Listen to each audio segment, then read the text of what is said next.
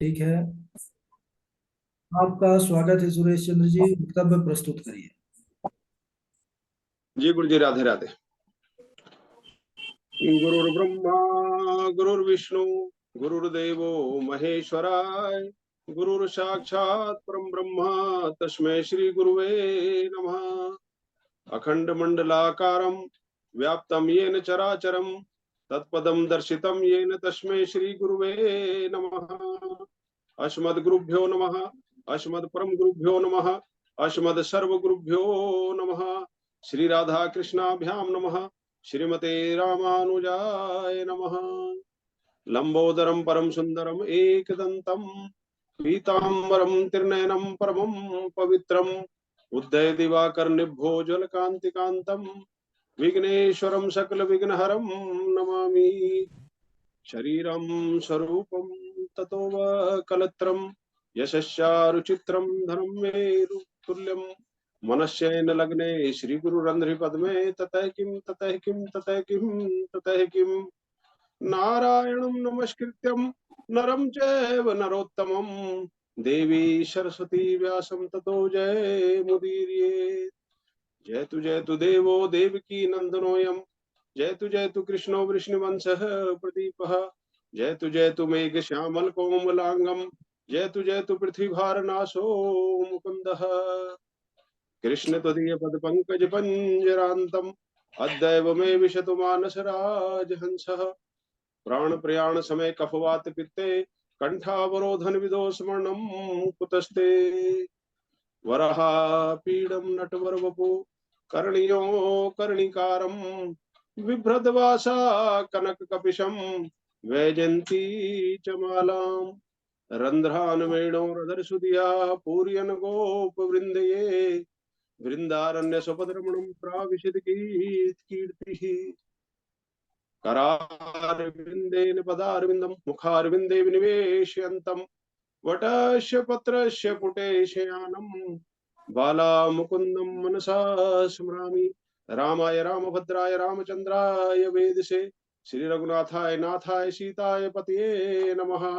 अंजनानंदनम वीरम जानकी शोकनाशनम कपीशमक्षहंतारम वंदे लंका भयंकरम। मूकं करोति वाचालम पंगुम लंघ्यते गिरिम यत्कृपा तमहं वंदे परमानंदम माधवम। भक्त भक्ति भगवंत गुरु चतुर्नाम वपुए, इनके पद वंदन किए नाशत विघ्न अनेक। मंगलम भगवान विष्णु मंगलम गरुड़ध्वजा मंगलम पुंडरीकाक्ष मंगलाय तनोहरि। कर्पूर गौरम करुणावतारम संसार सारम भुजगेन्द्रहारम सदा वसंतम हृदयारविंदे भवम भवानी सहितं नमामि। सर्वमंगल मांगल्ये शिवे सर्वार्थ साधिके शरणत्र्यंबके गौरी नारायणी नमस्ते। राधे मेरी है और पिता मेरे घनश्याम, इन दोनों के चरणों में मेरा कोटि कोटि प्रणाम।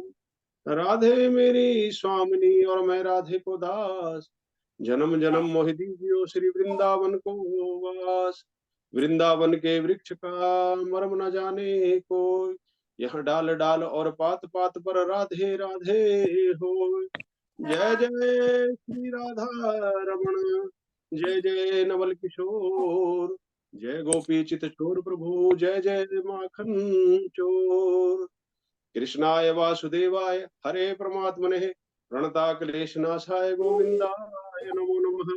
नमः परमहंसाय चरण कमल चिन्ह मकरंदाय भक्जन मानस निवासाय श्री रामचंद्राय। श्री लक्ष्मीनाथ समारंभा नाथयामुन मध्यमाम अस्मदाचार्य पर्यंताम वंदे श्री गुरु परंपरा, वंदे श्री गुरु परंपरा, वंदे श्री गुरु परंपरा।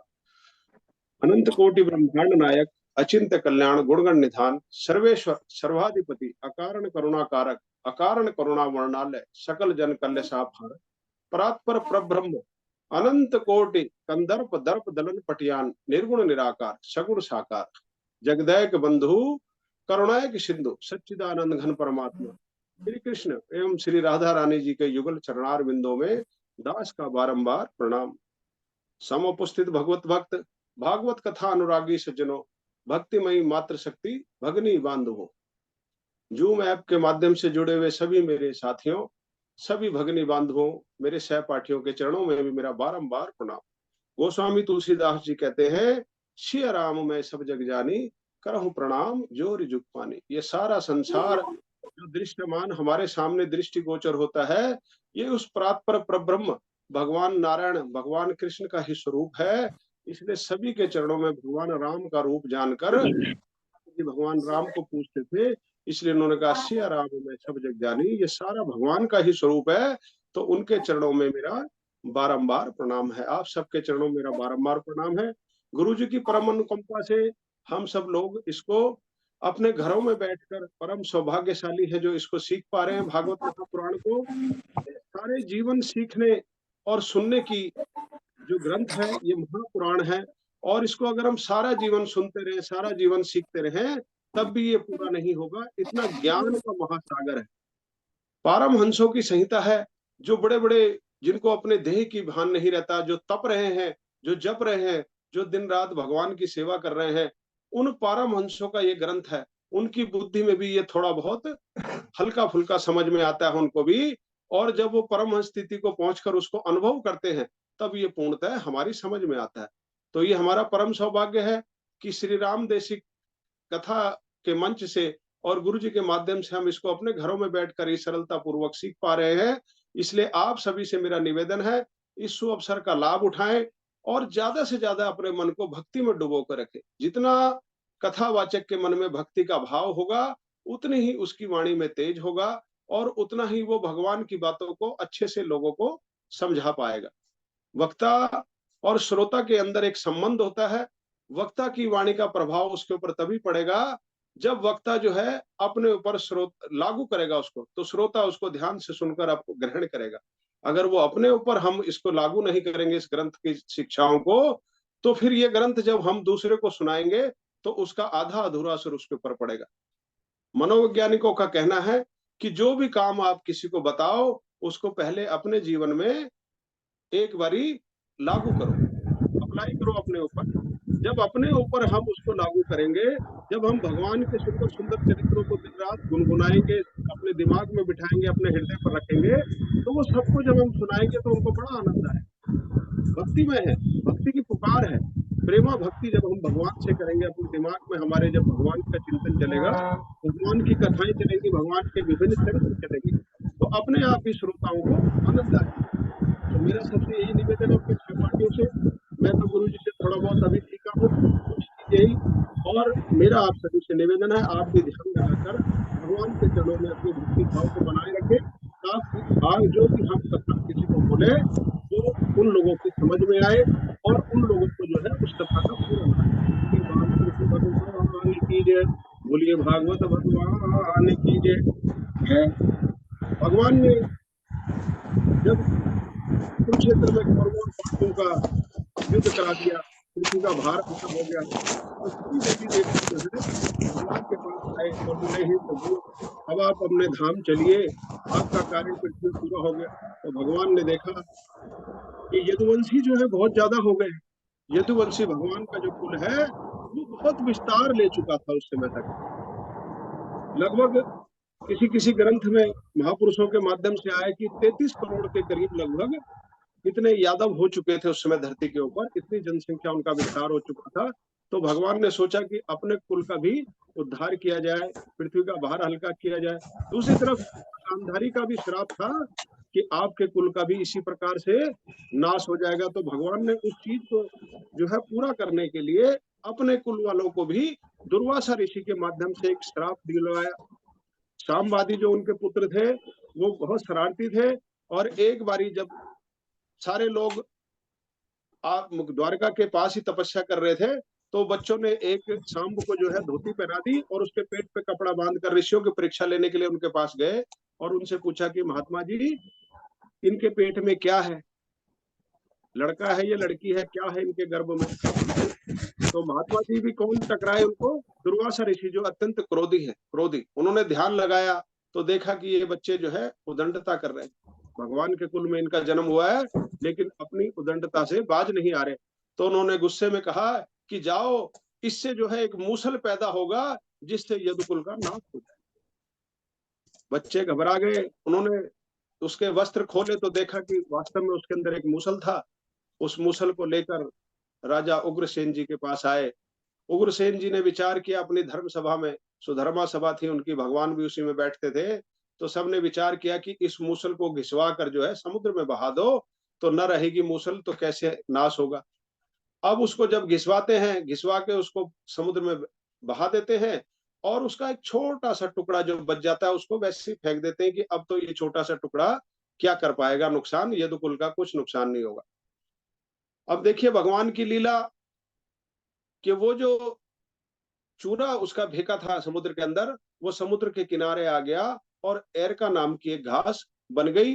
वो समुद्र के किनारे लहलहाने लगी, जो बहुत नुकीली किस्म की घास होती है। प्रभास क्षेत्र उसका नाम है, द्वारिका के पास। उस क्षेत्र में वो घास उग गई। और वो जो छोटा सा लोहे का टुकड़ा था, वो लोहे का टुकड़ा जो है एक मच्छ ने निगल लिया, और वो राजा के जो रसोई घर था वहां पहुंचा। वहां से जब मच्छ के पेट से वो निकला तो बहेलिये को दे दिया। बहेलिये ने अपने बाण में लगाकर, जरा नाम का बहेलिया था, उसने वो बाण तैयार कर लिया। तो भगवान के जब ध्यान लगाया भगवान ने कि अब यदुवंशियों को जो है श्राप तो लगी गया है, तो इनको बोला कि प्रभास क्षेत्र की बड़ी महिमा है, वहां जाकर सब एकत्र हो जाओ, और वहां स्नान करके भजन पूजन करके जो है आप सब लोग दोष से मुक्त हो जाओ। सभी यदुवंशी वहां चले गए। उद्धव जी को आभास हुआ कि भगवान जो है जरूर अब अपनी लीला का जो है इस धरती से समेटना चाह रहे हैं। अब भगवान अपने धाम को प्रस्थान करना चाह रहे हैं। तो उद्धव जी एकांत में श्री कृष्ण भगवान बैठे हैं, और उनके पास आकर उनके चरणों पे अपना सिर रख देते। उद्धव जी भगवान के समान ही स्वरूप है उनका, और परम भक्त हैं।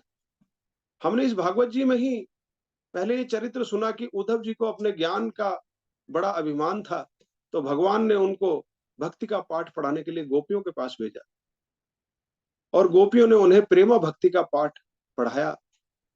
और उद्धव जी ने आकर कहा कि हे प्रभु, आप कैसे गोपियों के बिना रहते हो। तो भगवान ने उनको रासलीला के दर्शन कराए, और कहा कि हे उद्धव जी, मैं और गोपियां तो कभी अलग हो ही नहीं सकते।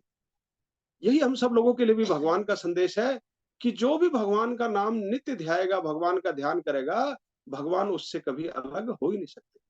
आप, मैं, कोई भी इस संसार का प्राणी भगवान से अलग नहीं है।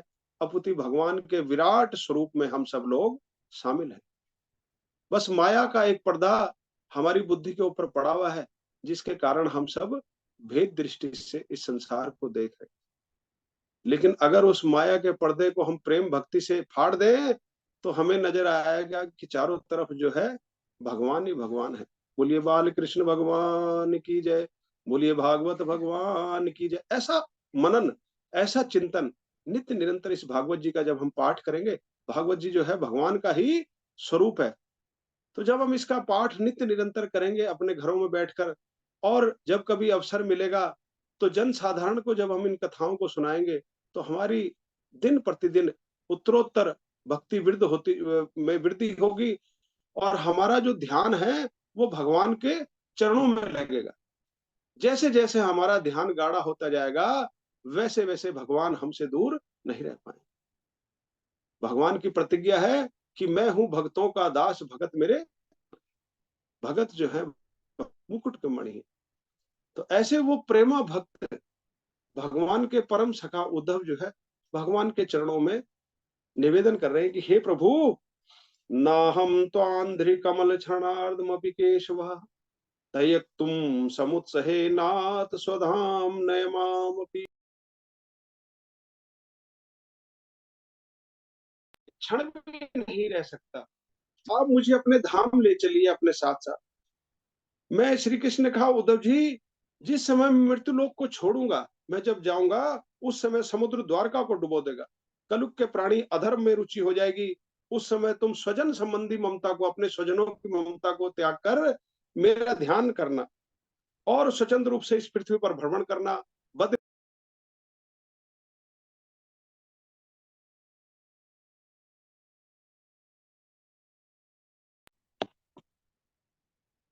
जी में जाकर तपस्या करना।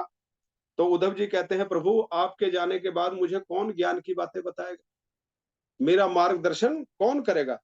तो भगवान श्री कृष्ण बहुत अच्छी बात कह रहे हैं, ध्यान से सुनो इस बात को। भगवान कहते हैं कि उद्धव, मनुष्य की आत्मा, मनुष्य की जो हमारे अंदर जो आत्मा है, जो ये बात कर रही है, शरीर दिख रहा है, आपको दिख रहा है कि सुरेश जी व्याख्यान दे रहे हैं, वास्तव में ये सुरेश जी नहीं है। इसके अंदर जो बैठे हुए बात कर रहे हैं वो हमारी आत्मा ही है, जो अगर इस शरीर में से निकल गई तो बातचीत करने की, देखने की, खाने पीने की सारी शक्तियां लुप्त हो जाएंगी, और सिर्फ उसको क्या कहेंगे लोग कि मिट्टी पड़ी हुई है, इस मिट्टी को जो है ठिकाने लगाया जाए। कहते हैं ना, किसी का जब अंतिम समय आ जाता है तो कहते हैं कि भैया अब तो जो है मिट्टी रह जाएगी शेष, तो आत्मा निकल के चली गई। तो वो कहते हैं कि आत्मा ही उसका हित और अहित का उपदेशक है, हमारी आत्मा ही हमारा मार्गदर्शन करती है। हम अपनी आत्मा की आवाज को सुन नहीं रहे। अगर हम अपनी आत्मा की आवाज को सुने तो हमें अच्छे बुरे का ज्ञान हमारी आत्मा कराती है। जब भी आप कोई काम करने लगोगे तो आपकी आत्मा स्वतः ही अंदर से आवाज देगी कि ये काम सही है और ये काम गलत है। जब हम अपनी आत्मा की आवाज को सुन लेंगे तो उसी दिन से हमारी भगवान से निकटता बढ़ती चली जाएगी, क्योंकि जो हमारे अंदर जो आत्मा है ये उस परमात्मा का ही एक अंश है। बोलिए भागवत भगवान की जय, बाल कृष्ण भगवान की जय। भगवान ने कहा कि उद्धव, मैं तुम्हें अवधूत दत्तात्रेय और महाराज यदु के मध्य जो संवाद हुआ है उसका उपदेश करता हूं, जिससे तुम्हें जो है स्पष्ट हो जाएगा कि ज्ञान क्या है और अज्ञान क्या है, और तुम्हें कैसे प्रकृति की सभी चीजों से ज्ञान मिलेगा। ज्ञान देने की, ज्ञान लेने के लिए हमें तत्पर रहना चाहिए। हर प्रकृति की चीज हमें ज्ञान दे रही है। एक बार महाराज यदु स्वच्छंद रूप से विचरण करते हुए अवधूत दत्तात्रेय जी को उन्होंने देखा। दत्तात्रेय जी घूम रहे हैं, गुरुओं के गुरु हैं, परम गुरु हैं, और उन्होंने दत्तात्रेय भगवान जी ने जो है 10 नाम अखाड़ों, जूना अखाड़ा, आह्वान अखाड़ा, अग्नि अखाड़ा, गिरी, पूरी, भारती, उन्होंने 10 नाम, पंच 10 नाम अखाड़े भारत के अंदर स्थापित किए, धर्म की स्थापना के लिए, धर्म के प्रचार के लिए। आज भी वो पंच 10 नाम अखाड़े भारत के विभिन्न क्षेत्रों में काम करते हैं। मुख्य रूप से उनका मुख्यालय गिरनार पर्वत पे जूनागढ़ में, हरिद्वार में, ऋषिकेश में, काशी में, हर जगह आपको ये अखाड़े नजर आएंगे, जिसके माध्यम से धर्म का प्रचार प्रसार चल रहा है। उनकी स्थापना किसने करी? परम गुरु महाराज दत्तात्रेय भगवान, और भारत को एकता के सूत्र में उन्होंने बांधा। बहुत गुरुओं के गुरु है भगवान दत्तात्रेय। तो उनको देखा तो यदु महाराज कहते हैं कि महाराज आप सर्वथा भौतिक पदार्थों से रहित है, आपको कुछ नहीं चाहिए, परम शांत है, शिव स्वरूप है आप तो। ब्रह्मा विष्णु शिव अंश थे। अनुसुईया माता थी इनकी, सती अनुसुईया माता, और अत्रि इनके पिता थे ऋषि। अत्रि और अनुसुईया के परम संतान भगवान दत्तात्रेय जी। दत्तात्रेय जी ने कहा, राजन मैं अपनी बुद्धि से 24 गुरुओं का आश्रय लिया। बोला जी आपको ये ज्ञान किसने दिया? बोला मेरे 24 गुरु हैं। कौन कौन से? पृथ्वी, वायु, आकाश, जल, अग्नि, चंद्रमा, सूर्य, कबूतर, अजगर, समुद्र, पतंगा, भंवरा, हाथी, शहद निकालने वाला, हिरण, मछली, पिंगला वैश्य, कुरर पक्षी, बालक, कुमारी कन्या, बाण बनाने वाला, सांप, मकड़ी और भृंग कीड़ा। अब यदु महाराज हैरान है कि दत्त भगवान क्या कह रहे हैं, 24 गुरु। लोग तो अपने जीवन में एक गुरु को धारण करते हैं, एक ही गुरु से शिक्षा लेते हैं, लेकिन यहाँ परम गुरु दत्तात्रेय भगवान, जो गुरुओं के भी गुरु हैं, वो ये संदेश देना चाहते हैं मानव मात्र को इस चरित्र के माध्यम से कि आपको कदम कदम पे ये प्रकृति शिक्षा दे रही है। इस प्रकृति से आप बहुत कुछ ले सकते हो। अगर आपके नेत्र खुले हैं, अगर आपकी बुद्धि भगवान में स्थिर है, तो आपको हर एक से सीखने को मिलेगा।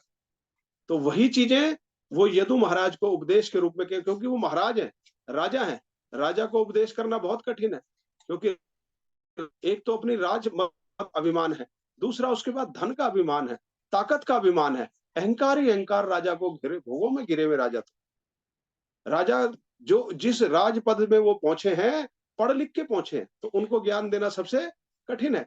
इसलिए उसके ज्ञान के तंतुओं को वो झकझोर रहे हैं कि 24 गुरु हैं मेरे। तो बोले जी क्या क्या शिक्षा आपने उनसे ली? बोले पृथ्वी को गुरु बनाकर मैंने क्षमा की शिक्षा ली। पृथ्वी माता के ऊपर, हम सब धरती के ऊपर जो है मलमूत्र त्याग करते हैं, थूकते हैं, फिर भी धरती माता सबको धारण किए हुए, अच्छे बुरे सबको धारण किए हुए, क्षमा की। पृथ्वी पर एक नाम पृथ्वी का इसलिए क्षमा देवी भी है। बोला फिर दूसरे गुरु जी, बोला जी दूसरे गुरु मेरे वायु हैं, वायु को मैंने गुरु बनाकर शिक्षा ग्रहण की कि जैसे वायु सुगंध और दुर्गंध में भेद नहीं करती, चारों तरफ फैला देती है, उसी प्रकार साधक को भी गुणों में लिप्त नहीं होना चाहिए और भगवान की नित्य निरंतर भक्ति करनी चाहिए। अच्छे बुरे जो भी लोग आए, सबको जो है भगवान के मार्ग पे उसको चलाते रहना चाहिए। आकाश को गुरु बना के क्या शिक्षा ग्रहण करी कि जैसे आकाश, पूरा आकाश तो ब्रह्मांड में है ही, लेकिन घड़े में होने का कारण घटाकाश, मठ में होने का कारण मठाकाश हो जाता है, लेकिन वास्तव में वो अखंड है। छोटे से घड़े के अंदर भी आकाश है, जो ओपन स्पेस है, खाली स्पेस है, उसको आकाश कहते हैं। हमारे शास्त्रों में वर्णन है कि जब हम उपवास लेते हैं, तो उपवास का एक विशेष मकसद है, हम आकाश तत्व को बढ़ाते हैं अपने शरीर में, खाली रखते हैं हम अपने शरीर को, भोजन नहीं करते उस दिन, तो हमारे शरीर जब खाली रहता है तो उसके अंदर का आकाश तत्व बढ़ता है, जो कि ध्यान लगाने के लिए, जो ध्यान की विधियों का प्रयोग करते हैं, जो भगवान के भक्त हैं, तो उनका ध्यान उस उपवास से लग जाता है।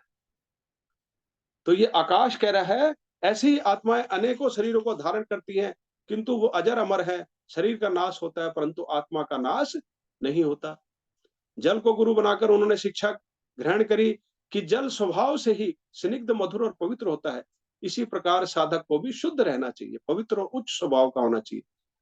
अग्नि को गुरु बनाकर शिक्षा ग्रहण की कि अग्नि अच्छे बुरे सभी विषयों को जलाकर भस्म कर देती है। इसी प्रकार साधक को भी विषय भोगों को भोग करते हुए भी उसमें लिप्त नहीं होना चाहिए, अच्छा बुरा जो भी मिले उसको ग्रहण कर लेना चाहिए। चंद्रमा को गुरु बनाकर शिक्षा ग्रहण की कि चंद्रमा की कलाएं बढ़ती घटती बढ़ती लेकिन रहती हैं, लेकिन चंद्रमा वैसे के वैसे रहते हैं।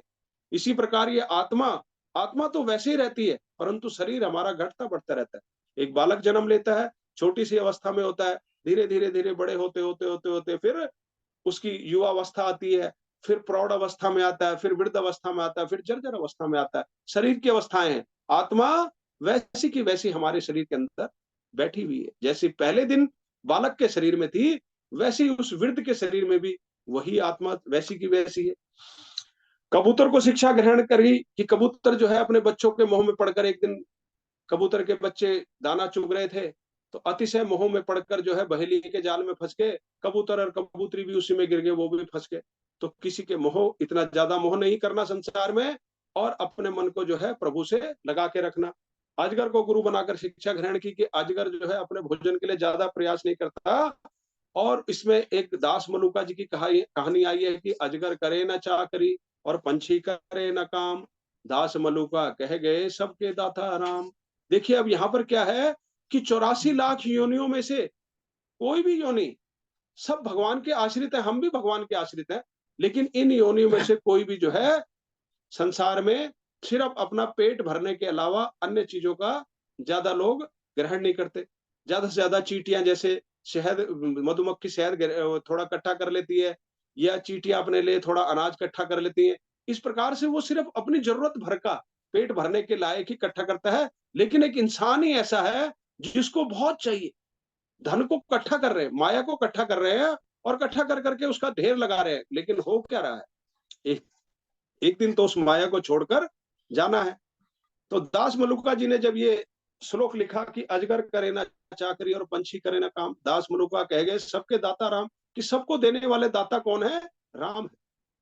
हम संपदाओं को तो देखते हैं, अपने शरीर को जो मिल रहा है उसको देख रहे हैं, पैसे को देख रहे हैं, धन दौलत को देख रहे हैं, अपने मकान को देख रहे हैं, दुकान को देख रहे हैं, गाड़ियों को देख रहे हैं, अपने बच्चों को देख रहे हैं, अपने परिवार को देख रहे हैं, अपने साथियों को देख रहे हैं, लेकिन हम दाता को नहीं देख रहे कि दाता कौन है देने वाला।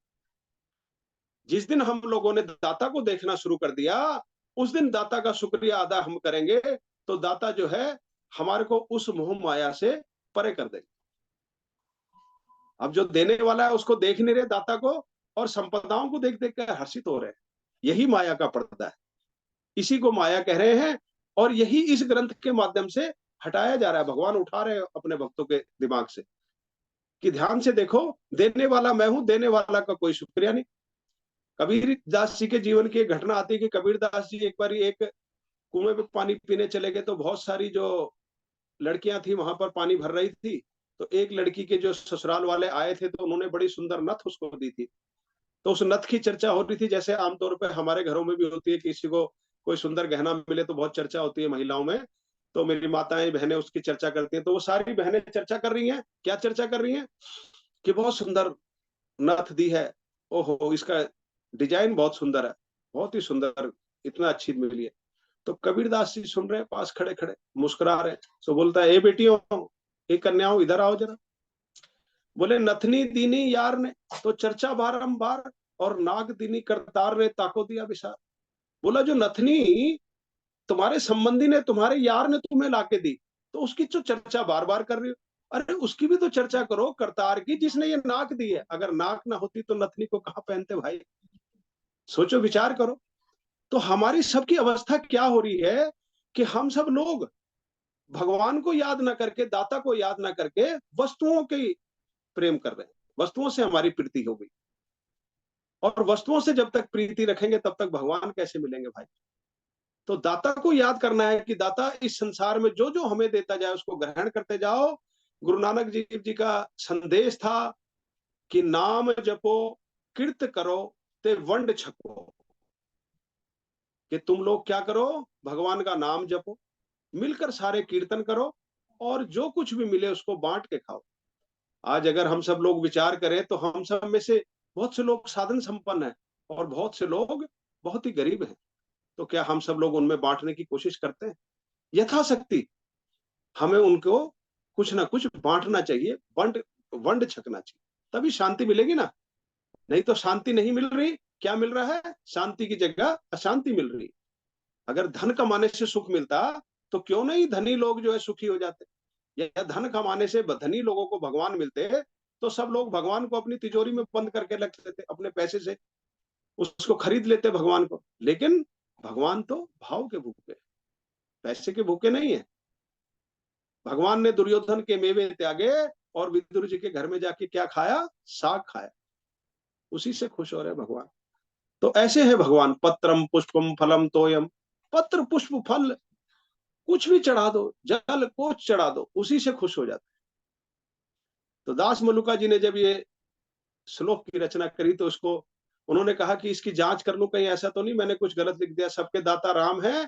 तो एक दिन जाकर जंगल में जो है एक पेड़ के ऊपर बैठ गए। बोला, अगर सबके दाता राम है तो मेरे लिए भोजन आज यहीं आएगा, मैं भोजन के लिए प्रयास नहीं करूंगा। अब सुबह से शाम हो जाती है, भूख भूख उनको भी लगने लगती है, तो सोचते हैं कहीं गलत तो नहीं लिख दिया। विचार कर रहे हैं मन ही मन, इतने में देखते हैं कि डाकुओं का एक दल आया और सबने अपना भोजन उस पेड़ पे टांग दिया और लूट मार करने चले गए। अब देखते हैं, बोला भाई भोजन तो आ गया है लेकिन इसको खाऊंगा नहीं अभी। दाता राम है तो मेरे मुंह में भोजन अपने आप आएगा। अब डाकू जो है डाका डाल के आते हैं रात को अपना भोजन उतारने के लिए। जब ऊपर हाथ बढ़ाते हैं पेड़ की तरफ को तो देखते हैं ऊपर दास मल्लुका जी बैठे हुए, संत मल्लुका जी बैठे हुए। तो डाकुओं का सरदार कहता है, इसने जहर मिला दिया होगा सारा हमारा धन लूटने के लिए, इसको नीचे लेके आओ और भोजन इसके मुंह में डाल के जांच करो कि इसमें विष तो नहीं मिला दिया। अब दास मल्लुका जी को नीचे उतारा गया और उनके मुंह में भोजन डाल डाल के सबने चेक किया, तो अपने आप ही भोजन उनके मुंह में आया। जंगल के अंदर ऐसी व्यवस्था है भगवान की कि इस सृष्टि का कोई भी जीव भूखा नहीं सोएगा। मेरे नारायण ने ऐसी व्यवस्था करी है। भंडारी कौन है? विष्णु भगवान है, पालना का काम उनका है। मेरे नारायण सबको भोजन देंगे, विश्वास रखो। जो विश्वास रखेगा उसको जो है, चाहे वो गुफा के अंदर जाके छुप जाए वहां भी भोजन उसको दिया जाएगा। ऐसा वर्णन है, ऐसा संत महात्माओं ने कहा है कि वो जब जाके परीक्षा ली उन्होंने भगवान की कि हे नारायण आज तो किसी से भिक्षा नहीं लेंगे, और तो उनको भिक्षा देने वाले उनके घर के अंदर ही, उनके गुफा के अंदर जहां वो तप कर रहे थे वहां भोजन दे के गए। बोलिए भागवत भगवान की जय, बोलिए बाल कृष्ण लाल की जय। समुद्र को गुरु बनाकर शिक्षा ग्रहण की कि वर्षा ऋतु में बाढ़ के आ जाने पर नदियां बढ़ जाती हैं। नदियों का पानी जितना भी वो हो जाए वो पानी उसमें बढ़ता रहता है, लेकिन समुद्र वैसे के वैसे स्थिर रहता है। गर्मियों में सूखा पड़ता है, पानी उड़ता रहता है, लेकिन फिर भी समुद्र वैसे के वैसे रहता है। ऐसे ही साधक को जो है सदा समान रहना चाहिए। भंवरे को गुरु बनाकर शिक्षा ग्रहण की कि भौरा पुष्पों में बैठकर उसका सार सार ग्रहण करता है।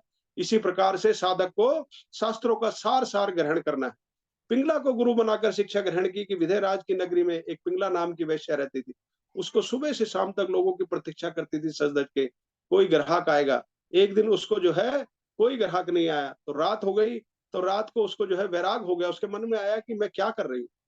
मैं जो है एक पापाचार करने के लिए, पेट को पालने के लिए जो है इस प्रकार से पापाचार कर रही हूँ। तो उसके मन में क्या आया? आशा ही परम दुःख, नैराश्या परम सुखम, यदा संदिग्ध्य कांताशम सुखम सुस्वा पिंगलः। आशा परम दुःख देने वाली है। आशा का त्याग कर देने से परम सुख की प्राप्ति होती है। जैसे ही हम किसी चीज की इच्छा करने लगते हैं, तो हमारे जीवन में अगर वो चीज हमें मिल गई तो हम सुखी हो जाते हैं, लेकिन अगर वो चीज ना मिली तो हम जो है अशांत हो जाते हैं, क्रोधित हो जाते हैं। तो क्या है, जो चीज स्वतः ही हमें प्राप्त हो उस चीज को ग्रहण करना चाहिए, किसी चीज की आशा नहीं करनी चाहिए। क्रूर पक्षी को शिक्षा गुरु बनाकर शिक्षा ग्रहण की कि जिस चीज के ज्यादा मालिक हो जाए। एक क्रूर पक्षी को मांस का टुकड़ा मिला, उसको लेकर जैसे ही वो उड़ा तो बहुत सी चीलों ने उसके ऊपर आक्रमण कर दिया। उसको जान बचानी भारी पड़ गई, जब उसने उस मांस के टुकड़े को छोड़ दिया तब उसकी जान बची। तो जिस संपत्ति के बहुत सारे दावेदार हो उसको छोड़ देना चाहिए, विवाद में नहीं पड़ना चाहिए। बालकों को गुरु बनाकर शिक्षा ग्रहण की कि बालकों को न अपमान की चिंता न सम्मान की चिंता है। इसी प्रकार साधक को भी सम्मान और अपमान का त्याग करके स्वच्छंद विचरण करना चाहिए। भगवान के नाम में ध्यान लगाना चाहिए। किसी ने सम्मान दिया तो भी ठीक, अपमान किया तो भी ठीक। कुमारी कन्या को शिक्षा ग्रहण करी कि कुंवारी कन्या थी, उसके घर शादी का रिश्ता लेकर कोई आया, माता पिता घर पर कोई नहीं था, अनाज भी नहीं था। जब वो धान कूटने लगी तो चूड़ियां बजने लगी। उसने सुना, सोचा कि अतिथियों को पता चल जाएगा कि इनके घर में भी खाने के लिए भी नहीं है, तो उसने अपनी चूड़ियां उतारनी शुरू करी। जब एक चूड़ी बची तो आवाज आनी बंद हो गई और उसने भोजन पका लिया अच्छे से। तो साधक को भी चाहिए कि वो अकेले एकांत में बैठकर जो है भगवान का भजन ध्यान करे। अगर बहुत सारे लोग होंगे तो वाद विवाद होगा और ध्यान पूजा पाठ नहीं हो पाएगा। बाण बनाने वाले को गुरु बनाकर शिक्षा ग्रहण की कि बाण बना रहा था एक बाण बनाने वाला, और राजा की सवारी निकली तो इतना उसकी नोक को बना रहा था ध्यान से कि पूरी राजा की सवारी निकल गई, लेकिन उसको जो है पता ही नहीं चला। इसी प्रकार से हमें भी अपने आप को पूरा संसार से ध्यान हटाकर भगवान का ध्यान करना है। सांप सर्प को गुरु बनाकर शिक्षा ग्रहण की कि सब सर्प जैसे अपने रहने के लिए स्थान नहीं बनाता, उसीलिए साधकों को ज्यादा आश्रमों के चक्कर में नहीं पड़ना चाहिए। जहां मिल जाए भगवान का भजन किया, जहां तीर्थ पे चले गए, नदी किनारे चले गए, घर में बैठ गए, शमशान में बैठ गए, छत के ऊपर बैठ गए, जहां मन लगे वहीं भगवान का नाम लेना शुरू कर दो। मकड़ी को गुरु बनाकर शिक्षा ग्रहण की कि मकड़ी अपनी